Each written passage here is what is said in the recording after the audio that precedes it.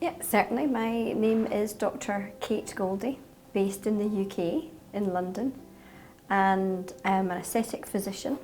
I have a special interest in regenerative aesthetics. I first started to talk about this about 8 years ago, and I have various publications on now. And for me, it's an exciting area and the future of aesthetics.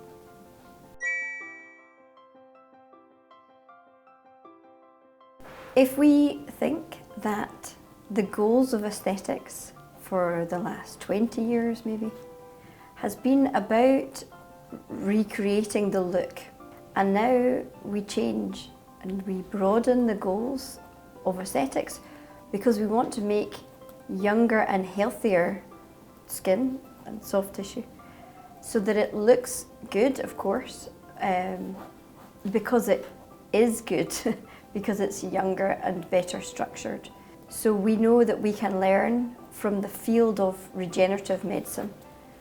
We can understand what works and then apply that to the field of aesthetics. And then we develop a new field, which is our field, which is the field of regenerative aesthetics.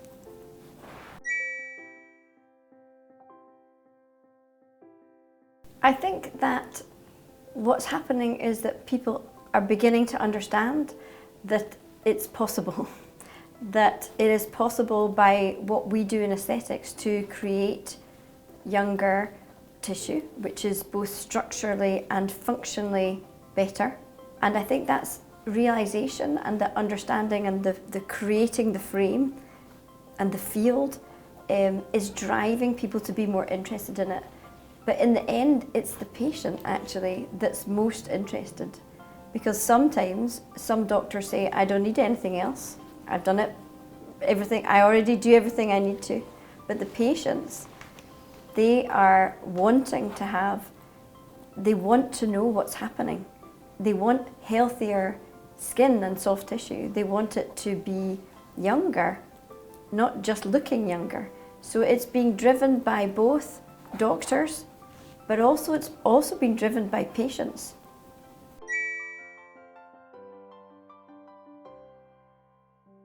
So we know the word biostimulation, and what that really means, biostimulation, is that it really is taking the tissue and waking up the cells, pushing the cells to respond and create more tissue.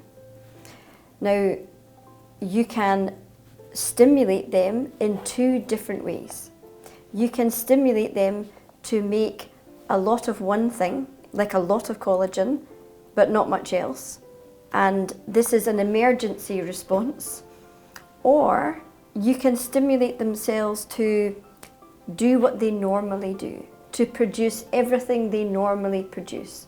So if we take the example of fibroblasts, in an emergency situation, in high inflammatory situation, then you have a lot of inflammation and you have a lot of collagen. Or the fibroblasts also can act in a different way, where they make lots of different things, such as collagen, elastin, ground substance such as proteoglycan. So they make the whole package. Regenerative biostimulation is where you stimulate the tissues, biostimulate the tissues, but you do it in a way where it goes down that pathway that makes the whole package, rather than this more narrow components towards fibrosis. So calcium hydroxyapatite is a very particular substance which has very special characteristics that will push the tissues to go down this regenerative pathway rather than fibrosis. And the spheres themselves, they are just the right amount of smoothness, porosity, the size, so that the cells like to attach on and create, are structured by them, and they don't stimulate fast inflammation. We can talk more again about the research we've done and why we think that. Other biostimulators, they have a different mode of action where it is like PLLA, the surface is more irregular and it stimulates the immune system to create a lot of collagen fast, and this is an attempt by the body to hide the PLLA. And so there's basically two pathways for biostimulation.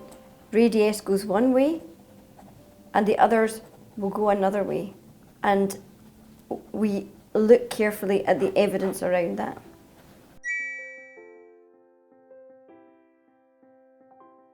So yes, the main product which carries calcium hydroxyapatite is Radies. This is a product which has been studied a lot, and so our research is actually based around that product, because the spheres in Radies are different for other spheres, even if they are also calcium hydroxyapatite. That is not necessarily the same research. You can't take one product to another. The product has some advantages because the CMC gel, which surrounds the spheres, is specifically designed for regeneration. It's a very good gel for regeneration because it allows the cells to move through. Also, we change the product all the time. We add saline, we dilute it, and this increases the delivery of the spheres across the tissues. It's a very studied product, and we know it's very safe over a long period of time. It has lower levels of granulomas than hyaluronic acids. But also we know that the product itself, calcium hydroxyapatite, and the way it's made, they're solid spheres. The breakdown, the mode of action is important from the moment that you place it in to how it breaks down, and maybe we talk more about that. But all of that pathway controls regeneration all the way through. So we've studied this at every stage, from the beginning and also looking at the end result where we see tissues being regenerated.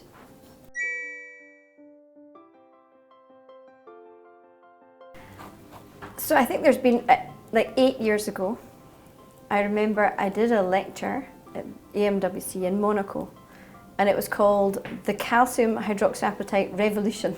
This is a very unusual situation where you might have a product which everyone knows and they think they understand it, and instead of people using it and then going on to something else, instead it has this another peak where people go around and understand that they didn't really understand that product very well. So globally, you see this huge rise in the use of Radies, like in a way that's seems to be very unusual for products. And this revolution, it came from the doctors. It came from us using Radies in different ways, so we changed it. We started to dilute it, and when you dilute it, you increase the regenerative properties. You increase the way the spheres are delivered. You get different outcomes. So my patients now, I will do structural changes, for enhancement, like shape. But the second part, or always now, I do the regenerative treatments, and the hero or the cornerstone of the regenerative treatments is hyperdilute or a Radies wash. And I call it the butterfly technique, where I will do, like the one wing of the butterfly is here, the other wing of the butterfly is there, and like the body along here, and it gives it tight skin quality, creates a kind of a freshness to the skin, creates firmness to the skin.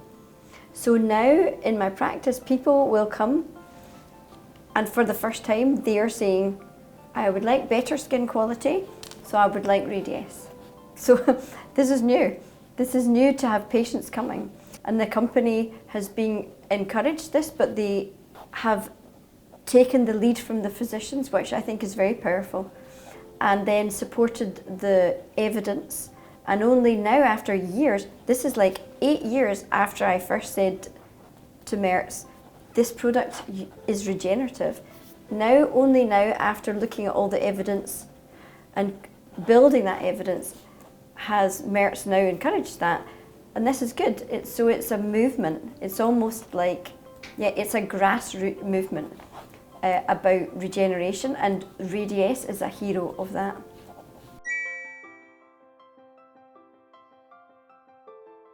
The most important thing is that we've realised that the possibility of regenerating tissue, like, it's a real thing. And together, as doctors, if we really look at the science, we define the field, we can create structurally and functionally younger tissue. And later, we hope then that this would join up with more systemic regeneration. We are an important arm of regenerative medicine because we're so clinical.